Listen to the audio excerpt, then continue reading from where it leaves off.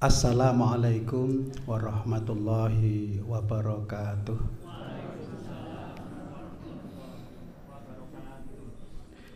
Innal hamdalillah nahmaduhu wa nasta'inuhu wa nastaghfiruh wa na'udzu billahi min syururi anfusina wa min sayyiati a'malina. May yahdihillahu fala mudhillalah wa may yudlil fala hadiyalah. Asyhadu an la ilaha illallah wahdahu la syarikalah wa asyhadu anna Muhammadan abduhu wa rasuluh la nabiyya wa la rasula ba'dah. Allahumma salli wa sallim wa barik ala Muhammad wa ala alihi wa ashabihi wa mawalah wa la hawla wa la quwwata illa billah. Qala Allah ta'ala fil Qur'anil Karim, a'udzu billahi minasyaitonir rajim. Ya ayyuhalladzina amanu taqullaha haqqa tuqatih wa la tamutunna illa wa antum muslimun. Ya ayyuhan nasu taqu rabbakumul ladzi khalaqakum min nafsin wahidah wa khalaqa minha zawjaha wa bassa minhuma rijalan katsiran wa nisaa. Wattaqullaha alladzi tasaaluna bihi wal arham innallaha kana 'alaikum raqiba.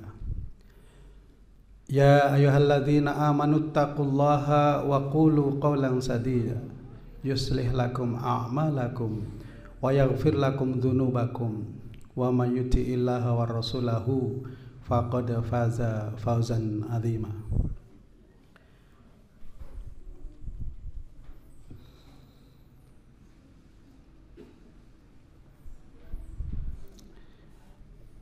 Ingkang kawula mulyakaken Bapak Pimpinan Cabang Muhammadiyah Paraan, sedaya anggota pimpinan cabang, ibu-ibu pimpinan cabang Aisyah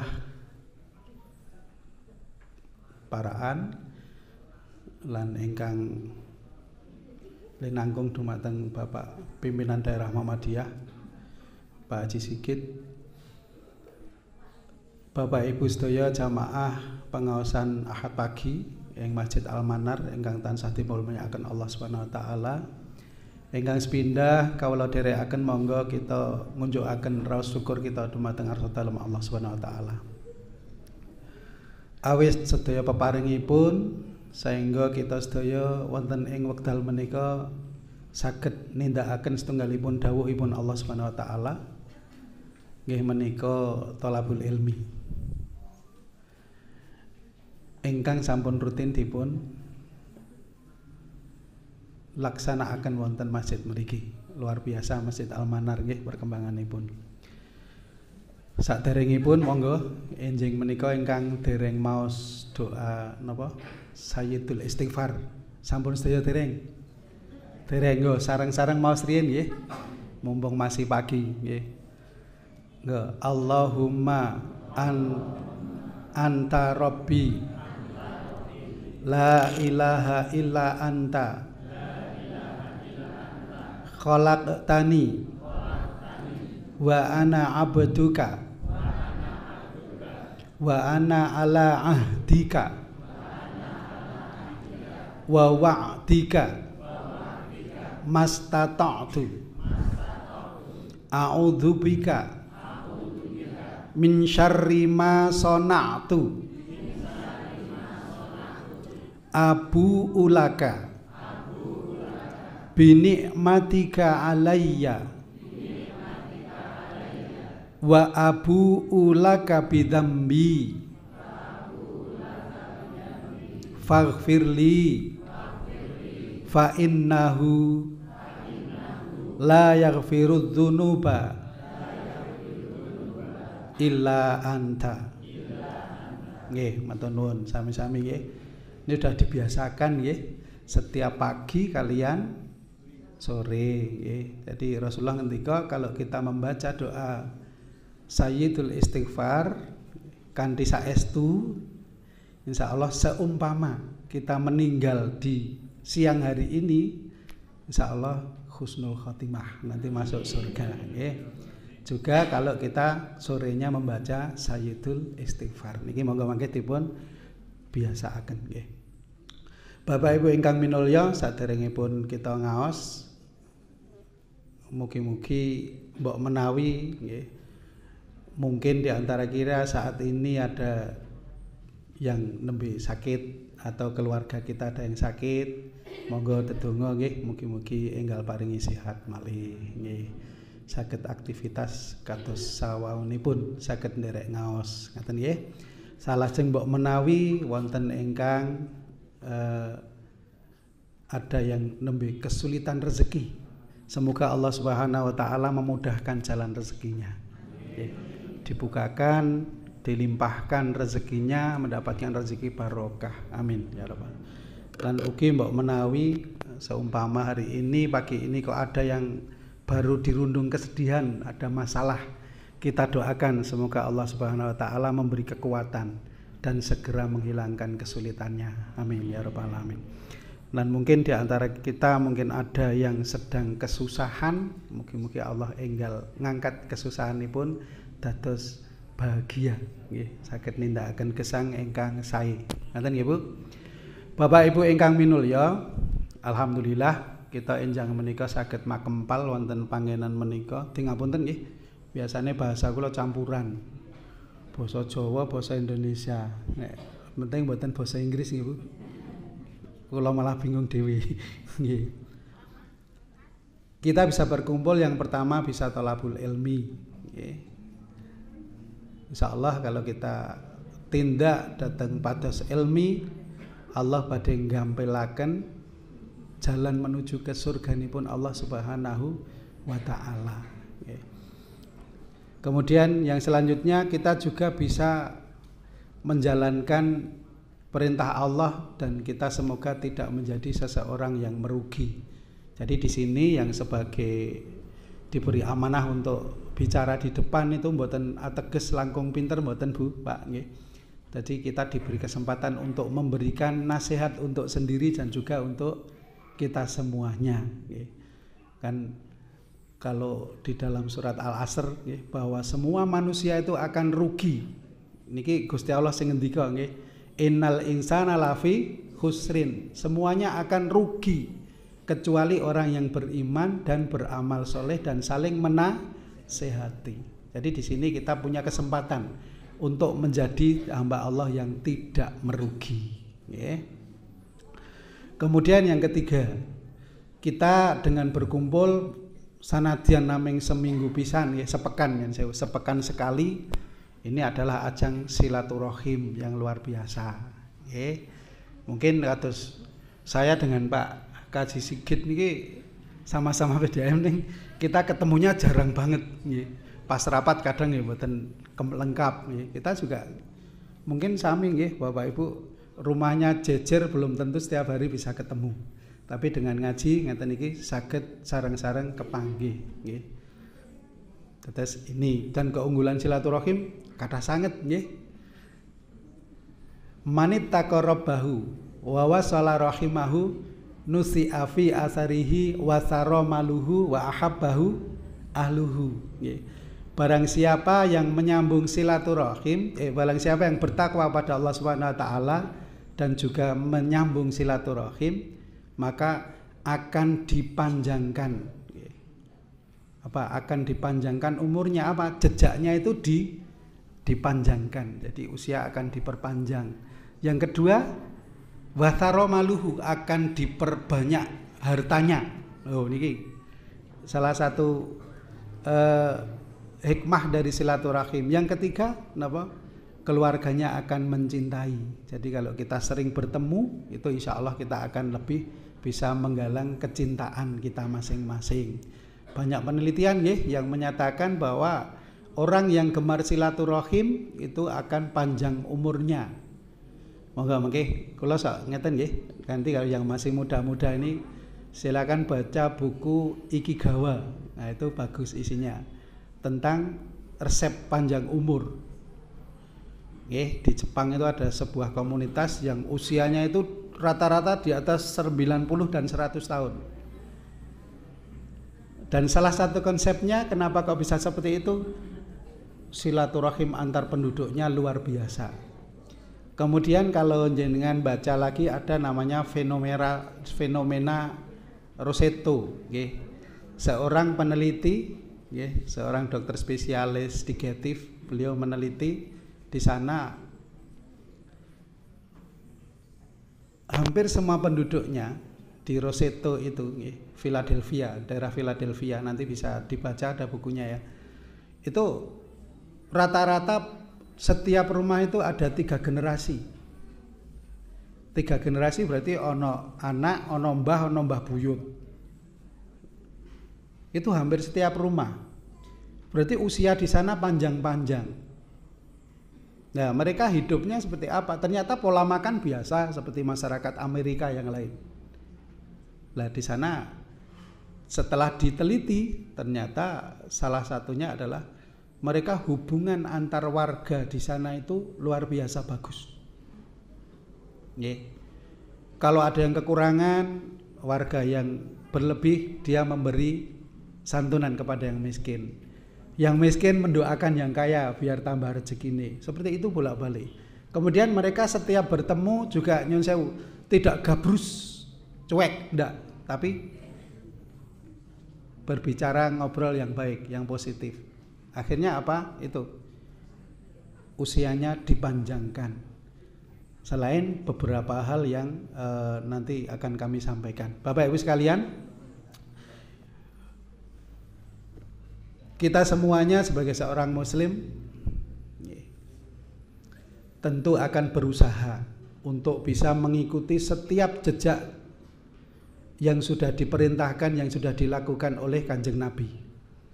Semuanya berusaha untuk sebaik mungkin. Karena dalam Islam hampir semua masalah, semua dalam kehidupan kita dari mau tidur, bangun tidur sampai mau tidur lagi, itu nyun sewu, semuanya diberikan petunjuk untuk kita laksanakan. Pernah kami sampaikan bahwasanya kalau kita melihat sejarah, Kanjeng Nabi itu gerah atau mengalami sakit itu hanya beberapa kali. Ada yang menyampaikan hanya 2 kali, yaitu pernah mau diracun oleh seorang Yahudi. Yang kedua beliau saat menjelang wafat. Jadi beliau seumur hidup itu nyun sewu banyak sehatnya Kanjeng Nabi niku. Pernah suatu saat Kanjeng Nabi di pemerintahan di Madinah itu dibantu oleh pemerintah Mesir seorang dokter. Karena saking deketnya istilahnya hubungan antar kepala negara, terus dibantu seorang dokter untuk menjaga Kanjeng Nabi dan masyarakat di Madinah. Setelah berjalan sekian bulan, dokter itu pamitan, tabib nek sana istilahnya. Tabib itu pamitan. Kenapa lah aku neng kene nganggur Kanjeng Nabi? Masyarakatnya sehat, jarang yang sakit. Akhirnya pamitan kembali ke negaranya karena di sana saya lebih bermanfaat. Ngeten. Jadi konsep kehidupan Kanjeng Nabi ternyata ini bisa menjadi pedoman kita bagaimana agar kita bisa hidup sehat. Laqad kana lakum fi Rasulillahi uswatun hasanah. Sungguh telah ada pada diri Rasulullah sallallahu alaihi wasallam itu suri tauladan yang baik dalam segala hal. Apa yang dikerjakan oleh Nabi Muhammad sallallahu alaihi wasallam itu pasti akan berefek baik untuk kita, untuk kehidupan kita, untuk tubuh kita. Dan salah satu syarat kita mendapatkan kecintaan Allah, kalau kita baca di surat maturun sangat, Ali Imran ayat 31, nggih. A'udzubillahi minasyaitonirrajim. Qul in kuntum tuhibbunallaha fattabi'uni yuhibbukumullah wa yaghfir lakum dzunubakum wallahu ghafurur rahim. katakanlah, jika kamu benar-benar mencintai Allah, fattabi'uni. Kanjeng Nabi suruh berdakwah kepada umat Islam. Jika kamu benar-benar mencintai Allah, ikuti aku. Itu Kanjeng Nabi. Yuhibbukumullah, maka Allah akan mencintaimu. Wa yaghfir lakum dzunubakum, dan Allah akan mengampuni dosa-dosa kamu. Niki nggih. Jadi konsep kita ingin dicintai Allah, kita mendapatkan kehidupan terbaik. Ya, berkali-kali para ustadz sudah menyampaikan bahwa manusia itu hidup bukan karpe dewe. Tidak ada yang hidup karpe dewe, nggih. Dan bukan karpe bapak ibu kita. Nggih ta, Bu? Kula uripe saya karena nyun sewu nggih. Oh, ini karena bapak ibu kita yang menciptakan, tidak. Nek umpama bapak ibu saya bisa membuat saya, mestine gawene rak yo sing luwih apik, mungkin begitu nggih. Digawe sing ganteng, sing gede dhuwur dan lain-lain, pinter dan lain-lain. Tapi tidak bisa. Orang tua kita sarana untuk bisa menyebarkan manusia setelahnya untuk berdakwah kepada agama Allah Subhanahu wa taala. Nah, karena kita yang menciptakan Allah, agar kita itu bisa hidup sesuai dengan agar kita itu bisa hidup dan awet, nyun sewu nggih.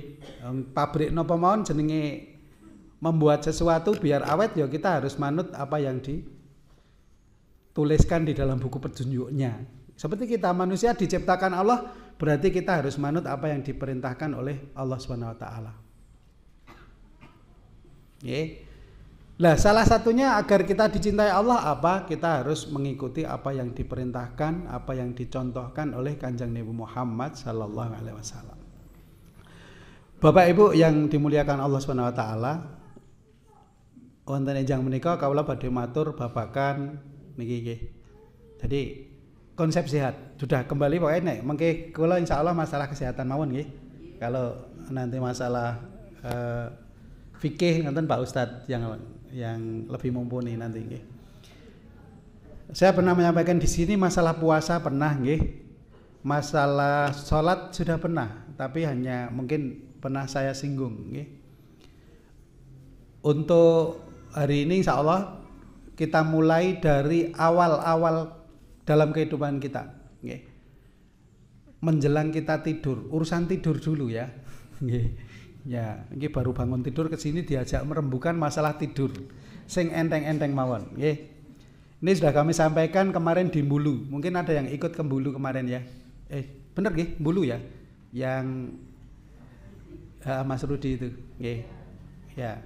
Enggak apa kalau yang sudah pernah ya nanti lebih pendalaman lagi, nggih.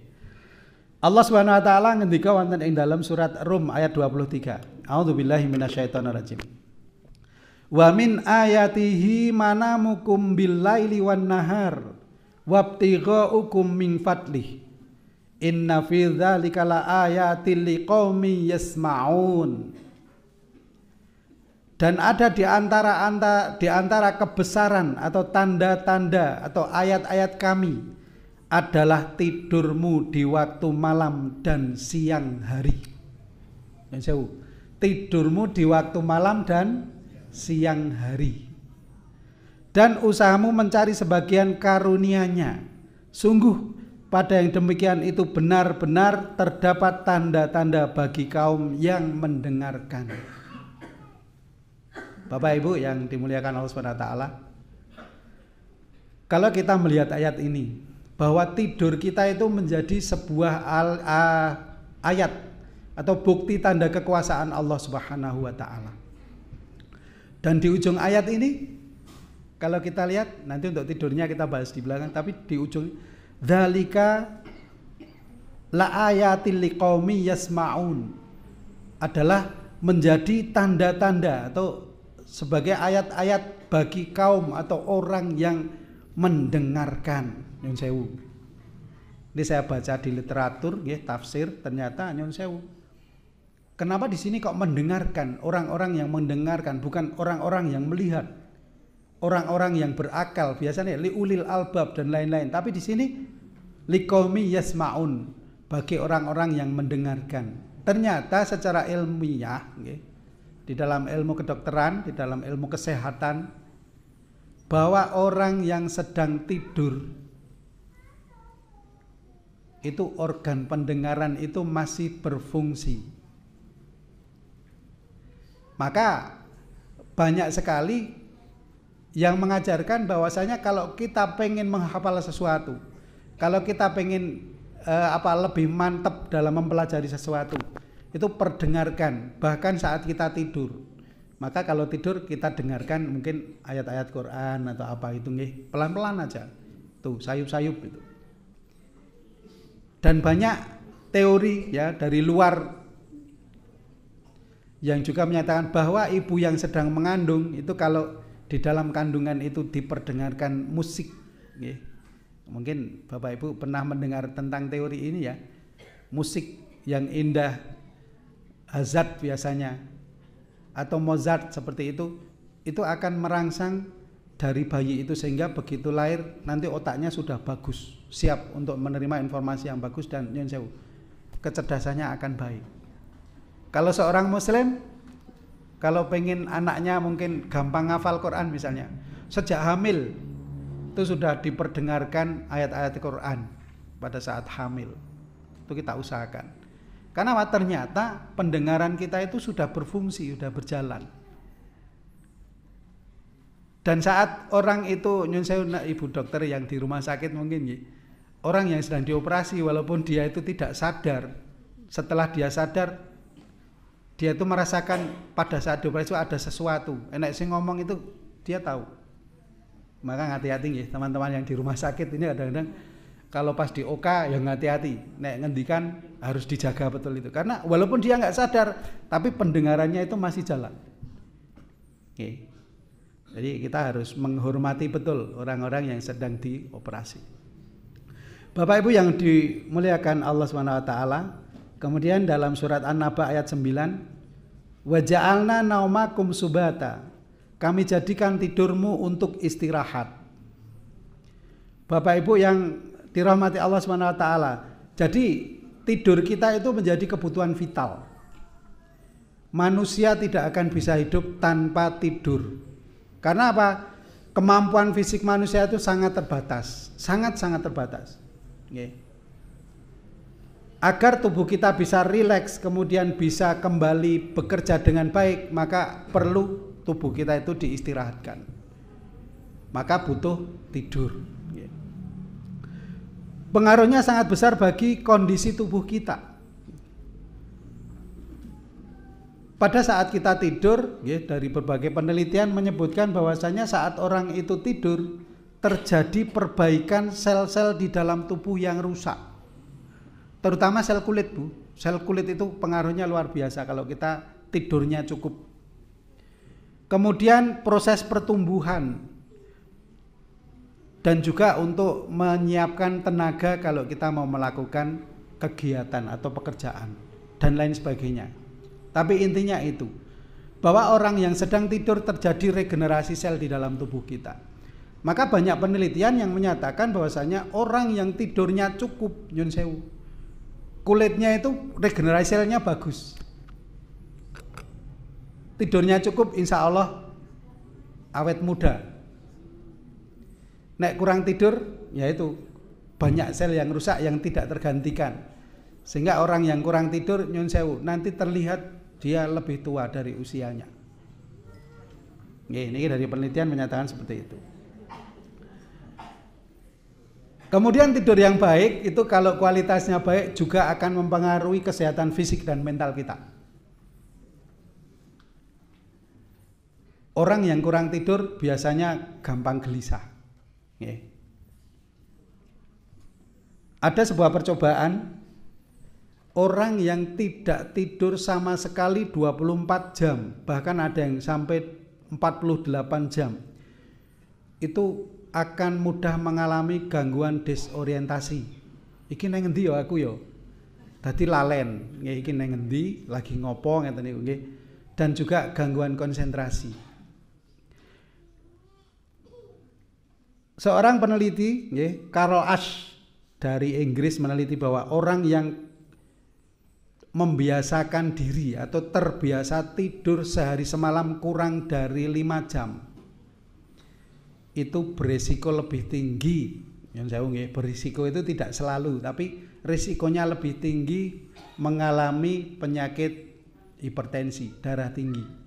Kecenderungannya seperti itu. Nggih. Kemudian orang yang terlalu banyak tidur, kakean turu, niku juga nggak bagus. Ya. Apa yang bisa terjadi pada orang yang terlalu banyak tidur? Dehidrasi, kurang cairan. Jadi walaupun kita sedang tidur Bapak Ibu sekalian, itu cairan tubuh kita itu keluar melalui keringat kita, melalui pernafasan kita, melalui kulit kita. Cairan tubuh kita itu juga keluar. Jadi nek tidurnya melebihi, terlalu banyak, itu bisa kurang cairan. Nanti triknya apa? Nanti di belakang. Kemudian resiko obesitas, kelemon. Kemudian orang yang terlalu banyak tidur juga resiko terjadinya nyun sewu nggih. Sekarang banyak sekali saya akibat ini ya. Diabetes. Sekarang masih muda itu banyak yang gula darahnya tinggi sekali. Saya kaget kebiasaan ya, mungkin orang Temanggung biasa ngopi kental manis kayak gitu nggih. Mungkin. Jadi tidak punya keturunan dari orang tua riwayat gula, lah kok gula darahnya tinggi sekali. Ini banyak kejadian di sekitar kita. Kemudian juga risiko penyakit jantung, risiko stroke dan depresi. Ini orang yang terlalu over tidur. Ya. Bapak Ibu sekalian, orang yang sehat dari berbagai penelitian disebutkan bahwa manusia sehat itu tidur rata-rata 7-8 jam dalam sehari semalam.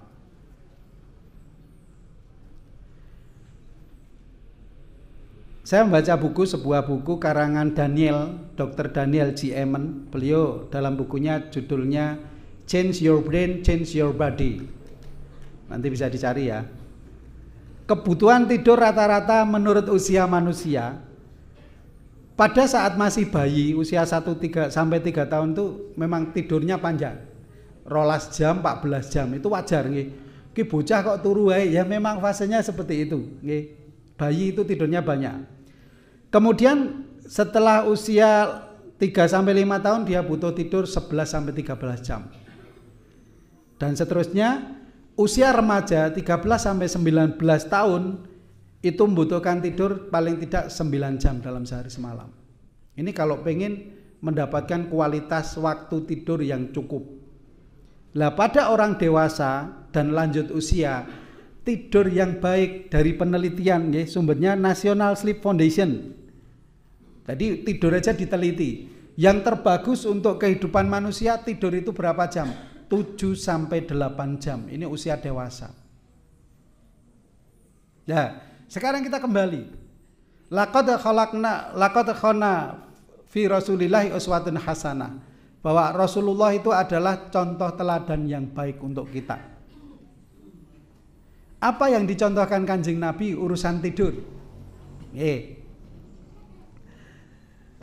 Anna Nabi sallallahu alaihi wasallam kana yanamu awwalal lail wa yaqumu akhirahu fayusalli.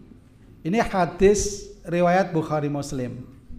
Rasulullah sallallahu alaihi wasallam itu kalau tidur di awal malam mulainya dan kemudian bangun di penghujung malam. Kita bayangkan sekarang ya, kalau di tempat kita salat Isya itu saya niki jam 7 kurang, jadwalnya mana ini? Gak ada ya? Jam 7 kurang 15. Ya kita pulang dari masjid mungkin 7:30 lah sampai rumah. Kalau kita mau nyunah Rasul, kita langsung tidur. Nggih. Jam 8 lah, tidur jam 8. Jadi seorang muslim tidak begadang kecuali saat kita ada keperluan yang baik. Misalnya kajian, talabul ilmi atau mungkin silaturahim seperti itu. Tapi kalau tidak ada keperluan yang mendesak, kita disunahkan tidurnya awal. Taruh kita tidur jam 8. Nanti bangun di penghujung malam. Kalau Rasulullah ngendika di sepertiga malam terakhir itu malam waktu-waktu yang sangat bagus, yang mustajab. Berarti jam berinten kira-kira jam 2 atau jam 3. Kita tidur jam 8, 9, 10, 11, 12, 1, 2, 3. Jam 3 kita bangun. Kita tidur berapa jam, Bu? 7 jam. Atau kalau kita jam 2 udah bangun, berarti kita bangun 6 jam. Lah, kita disunahkan untuk tidur siang. Namanya qailulah, tidur siang. Kanjeng Nabi mendawahkan tidur siang, Bu, karena setan tidak melakukan tidur siang. Ya itu Kanjeng Nabi ngendikaken tidur sianglah karena setan tidak melakukan tidur siang. Lah tidur siang kita nyun sewu. Kalau orang tidur malam membutuhkan waktu panjang, tapi saat siang hari nyun sewu kita tidur setengah jam itu sudah enaknya luar biasa. Bahkan seperempat jam niku rasanya wis los penak banget. Lah kita kalau kerja gimana? Di kantor kan ada jam istirahat, nggih. Ada jam istirahat. Ya kita istirahat, tidur wae enggak apa-apa. Nggih. Karena memang waktunya isoma, seperti itu. Lah, kalau ini kita mengikuti sunnah Kanjeng Nabi Muhammad SAW, ternyata tidurnya itu kan pas dengan penelitian yang dilakukan zaman saiki. Nggih, mboten. 7 sampai 8 jam itu tidur manusia yang bagus, terbaik, optimal. Lah kita sebagai seorang muslim sudah diajarkan Kanjeng Nabi tidur terbaik itu ya berarti 7 sampai 8 jam. Podo pas. Padahal mereka kan orang mempelajari hadis Nabi. Ternyata penelitian menyatakan seperti itu. Nah, tidur yang berkualitas nanti akan menjadikan hidup kita berkualitas. Maka sangat tepat kalau kita mempelajari ayat Al-Qur'an di dalam surat Al-Qamar 49. Ini juga sering saya sampaikan. Inna kulla syai'in khalaqnahu biqadar. Bahwa segala sesuatu itu diciptakan Allah Subhanahu wa taala sudah sesuai dengan takarannya masing-masing. Kudu mengikuti aturan ukuranipun Gusti Allah Subhanahu wa taala. Sudah diatur, nggih. Jadi kita diperintahkan tidur di malam hari dan siang hari. Dengan takarannya wis dikei contoh Kanjeng Nabi Muhammad sallallahu alaihi wasallam supaya tidur kita bisa optimal, nggih. Pada saat kita tidur apa yang terjadi? Tiang sing nembe sare niku akan terjadi penurunan aktivitas di organ-organ dalam tubuh kita, sehingga suhu tubuh kita agak ada penurunan. Itu wajar, tidak apa-apa, karena kan orang aktivitas. Nah, sedang aktivitas kan anget tubuhnya, tapi karena kita tidur kita penurunan, dan itu tidak masalah. Kemudian pada orang yang tidur tekanan darah juga cenderung menurun, kecuali mimpi yang jelek. Ayo, nek mimpi jelek, tekanan darah iso jeglek naik. Dan siklus manusia, tekanan darah yang paling tinggi itu di jam-jam sepertiga malam terakhir, di pagi. Itu tekanan darah manusia itu siklusnya paling tinggi. Maka kalau bapak ibu yang sewu menderita hipertensi diberi obat amlodipin, ngunjuke jam pinten, Bu? Malam. Kenapa? Nanti malam biar tidak naik, nggih. Maka kejadian stroke itu banyak terjadi malam. Mungkin tidur kurang berkualitas, malamnya mimpi tidak bagus, nggih, mimpi buruk, kan tekanan darah yang jeglek, orang ngombe obat sisan. Udah. Jadi semalam padahal pagi itu waktu-waktunya siklus tekanan darahnya naik, dia tidak minum obat, terus mimpi buruk, stres, ya udah terpicu, naik. Akhirnya bisa terjadi stroke seperti itu. Kemudian pada orang yang sedang tidur, gerakan ususnya menurun, peristaltik usus itu turun. Maka disarankan jangan makan besar sebelum tidur. Yang bagus makan itu kapan, Bu? Sebelum, pokoknya sekitar 4 jam sebelum tidur. Tapi nasi goreng bukake kan jam 8. Lah iki susah niku nggih. Susah niku lho. Nasi goreng bukake jam 8. Kira sebelum terus nanti tidurnya jam piro ngoten nggih. Berarti goreng dhewe nggih. Ding ngapunten nggih nek enten yang jualan nasi goreng. Maksudnya ya asal tidak tiap hari tadi nggih. Kan ini keperluan. Kalau pengen makan nasi goreng jam 8, jam 9 ya monggo nggih. Tapi yang bagus usahakan makan itu makan besar nggih, maksudnya makan besar sekitar 4 jam sebelum kita tidur. Itu yang terbaik. Kemudian pada saat tidur dari penelitian disebutkan hormon pertumbuhan anak itu akan meningkat. Maka anak-anak yang kualitas tidurnya bagus, pertumbuhannya bagus. Ini anak yang penuh stres nyun sewu, tidurnya ya ora iso berkualitas, pertumbuhannya kurang bagus. Nih.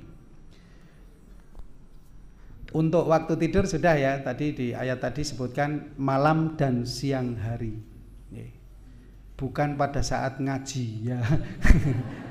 Waktu tidur yang baik pas ngaji, wah penak mati. Nek bapak-bapak pas Jumatan ngono nggih.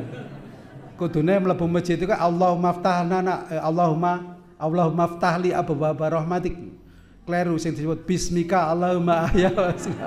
Jadi begitu imamnya naik sudah her. Begitu bangun sudah qomat. Terus nyengeni masjid iki, masjid model apa ora ana khotbah ngono nggih. Karena masuk langsung tidur nggih. Ya itu nggih. Jadi itu masih banyak terjadi apalagi neng kampung nggih, di kampung nyun sewu kadang Pak Khotibe ndremimil tok gemermeng ora krungu iki ngendika apa ora jelas kadang-kadang nggih. Ya udah jamaah masuk langsung. Ya nggih.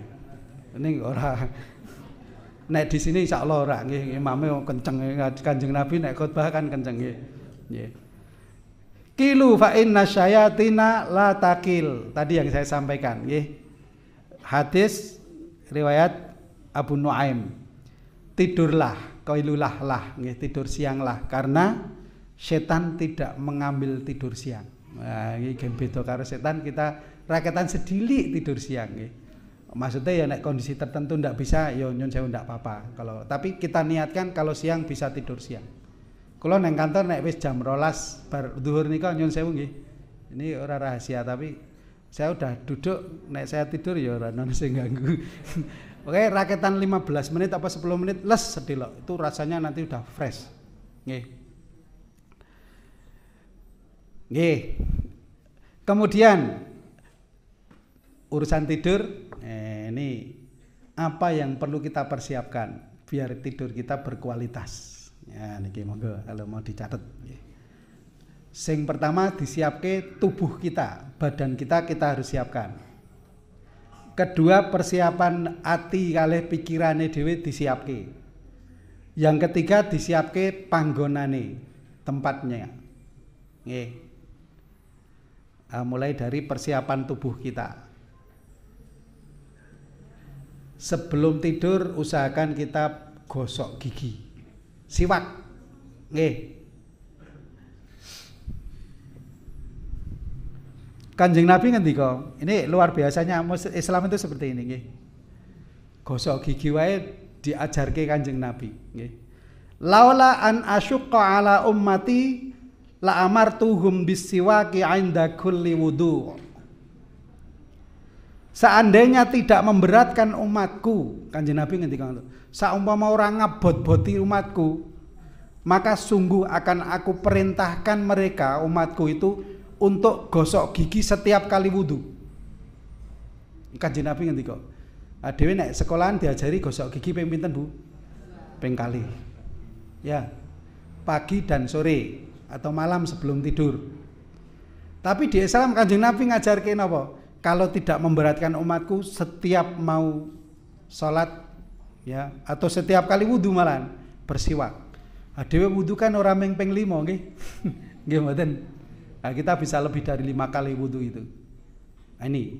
Jadi memang gosok gigi itu luar biasa disunahkan Kanjeng Nabi Muhammad SAW.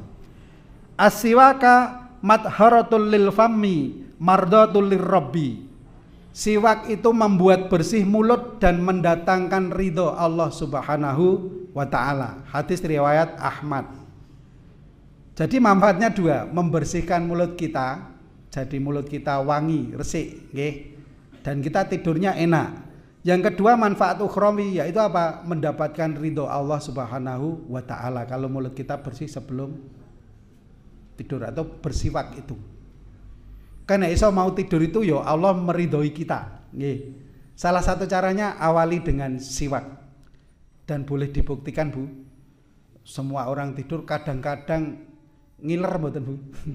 Iki bahasa Jawa aluse napa kula ora iso ngiler ngoten angel. Bahasa Indonesiane ngiler nggih angel ya, Tat. Napa, Tat? Ngiler. Ngiler kan nyun sewu, baunya luar biasa ya kalau ngiler itu. Tapi kalau kita gosok gigi, seandainya keluar ngiler, ambune ora badek Bu, enak Bu. Bisa dicoba. Ya, atau kita rasakan, atau selama ini tidak kita perhatikan.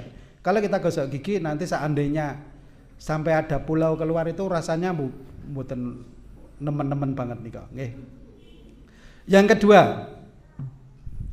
idza akhadta marja'aka fatawaddo wudu'aka lis-sholati. Kanjeng Nabi ngendika, apabila kamu hendak tidur, maka berwudulah sebagaimana kamu berwudu untuk sholat. Siwak, kemudian wudu. Ini sunnah. Sunnah Kanjeng Nabi Muhammad sallallahu alaihi wasallam. Agar tubuh kita bersih. Wudu tidak hanya tubuhnya bersih, tapi jiwa kita juga bersih. Karena wudu biasanya kan untuk sholat. Berarti kita siap menghadap Allah Subhanahu wa ta'ala. Demikian juga saat kita mau tidur. Dewi nek pun sare orang ngerti, orang sadar nopo-nopo nggih.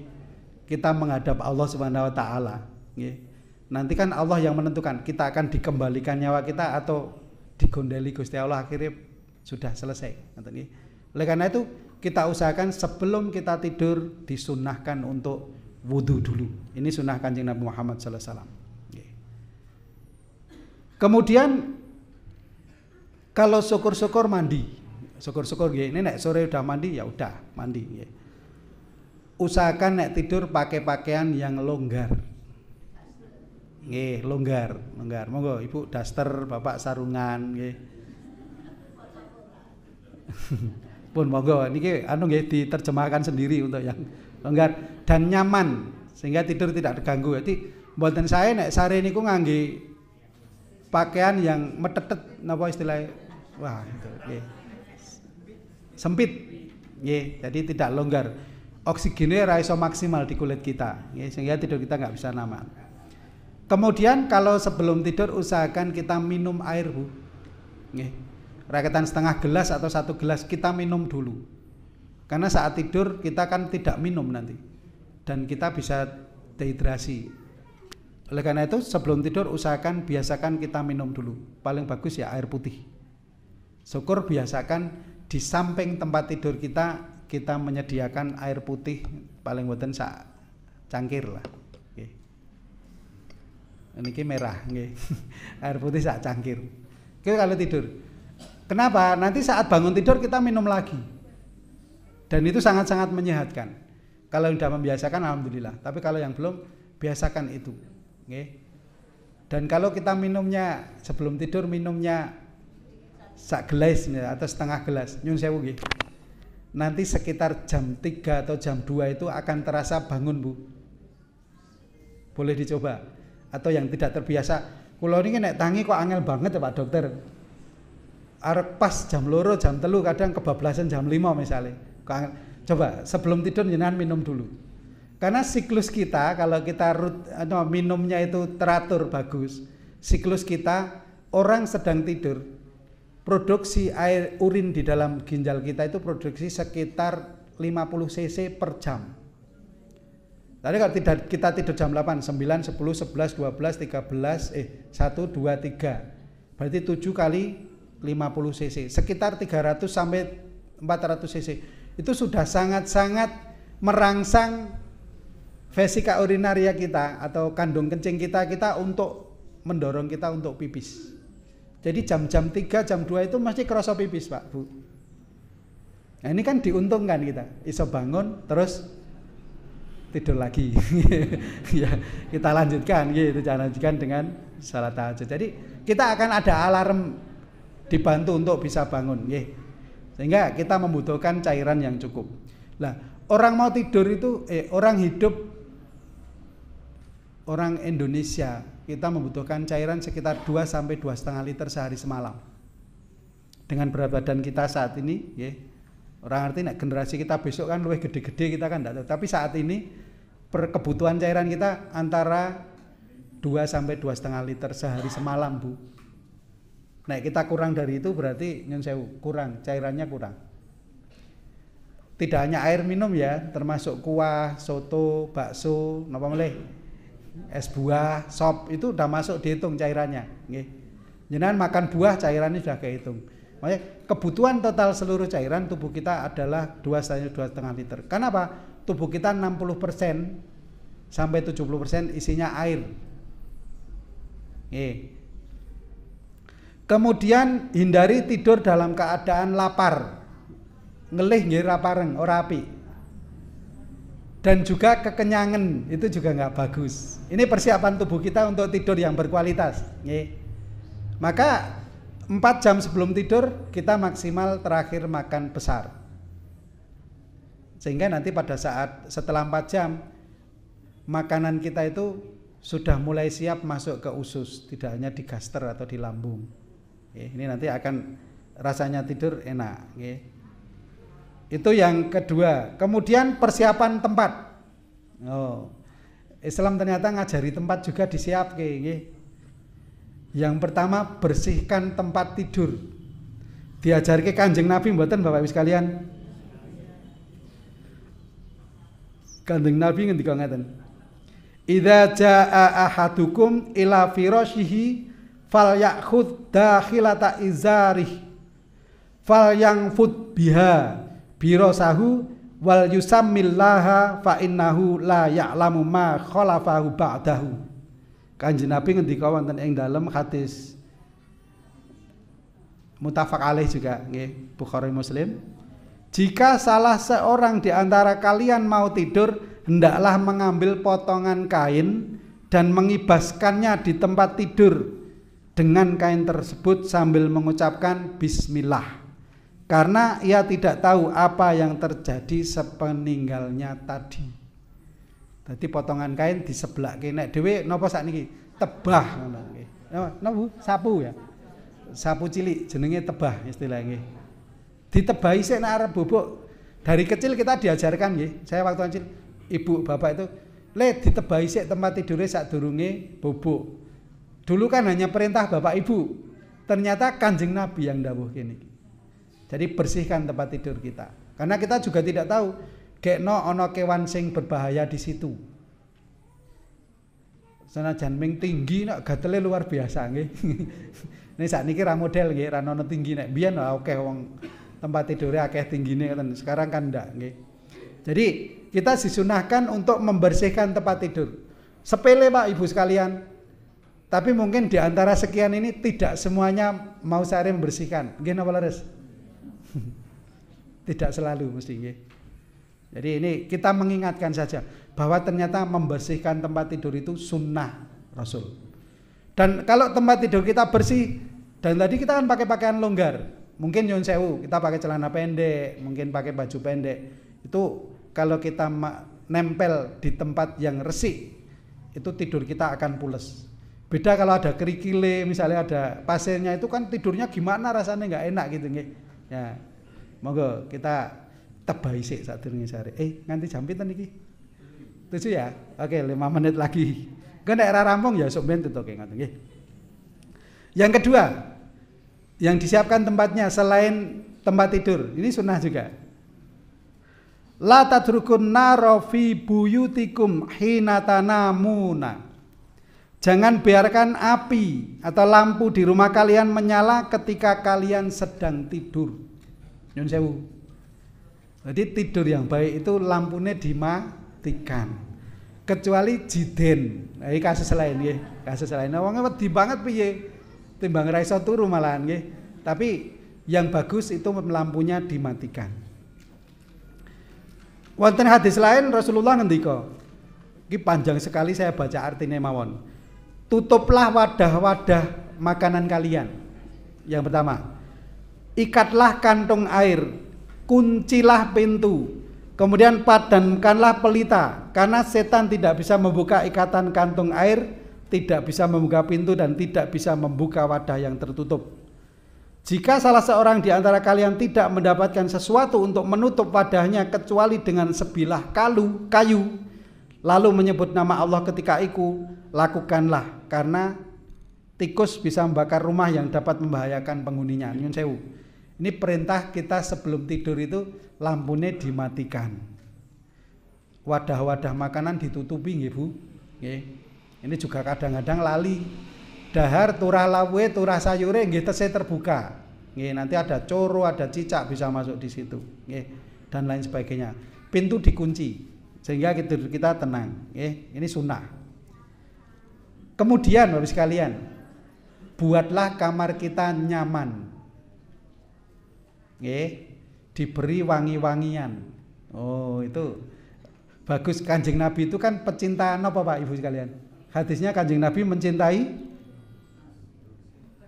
innama hubbiba ilayya min dunyakum an-nisa'u wat-tibu.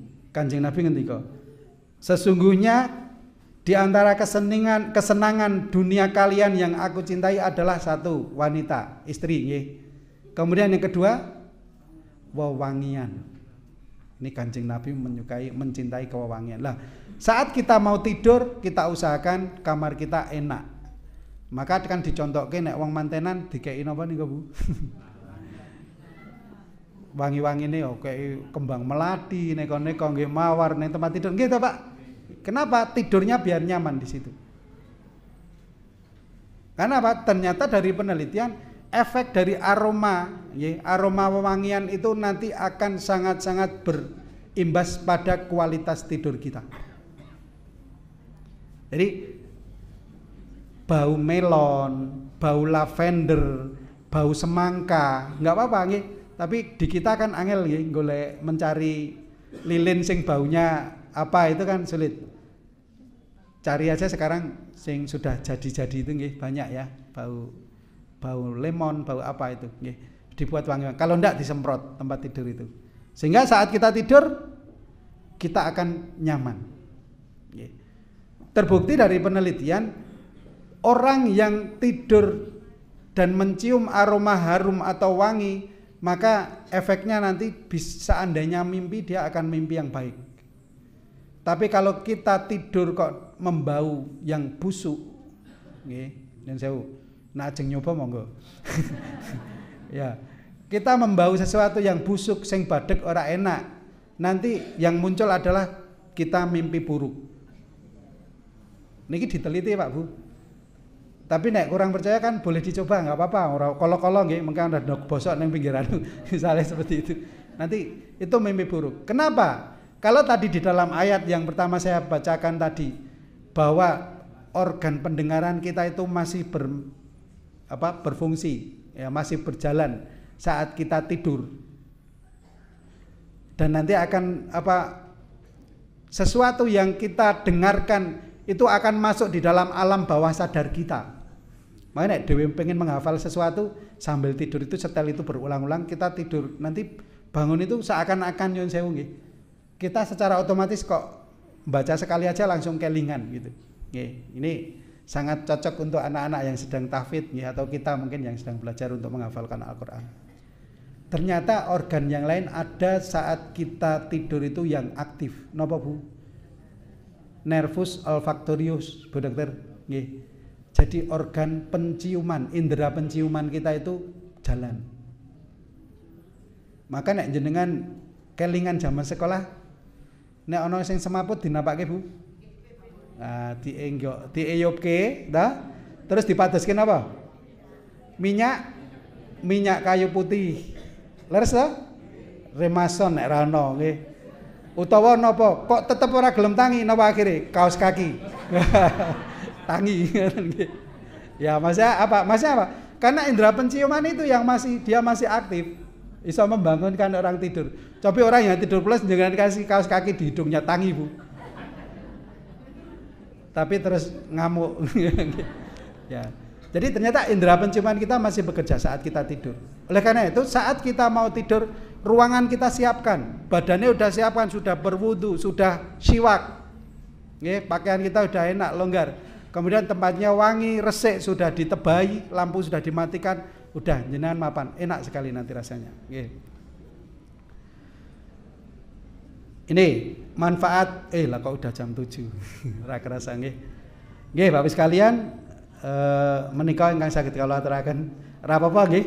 Ini kan persiapan sebelum tidur ya. Nanti ada kesempatan lagi apa yang disunahkan saat kita tidur dan efeknya terhadap kesehatan apa. Nanti dan setelah tidur. Ini kita sampai di sini nggih. sampai persiapan kita tidur. Gampang Ibu, dieling-eling nggih. Napa Bu? Ditebahi. Ya, siwak, wudu, nggih. Ya, nggih. Ini persiapan tempat dan tubuh. Pikiran durung niki nggih. Persiapan pikiran nanti di next time. Intinya kan banyak zikir, banyak doa. Kita siapkan tubuh kita dan juga pikiran kita. Ngaten Bapak Ibu sekalian, sekedhik ingkang kawula aturaken kathah kirangipun saking kawula nyuwun agung pamunten, mugi-mugi menika saged manfaat dumateng kawula saha panjenengan sedaya. Nggih, saged kita amalaken. Ternyata banyak sunnah Kanjeng Nabi yang ada di sekitar aktivitas tidur kita. Ngaten Bapak Ibu sekalian, billahi taufiq wal hidayah, subhanaka Allahumma bihamdika asyhadu an la ilaha illa anta astaghfiruka wa atubu ilaik. Assalamualaikum warahmatullahi wabarakatuh.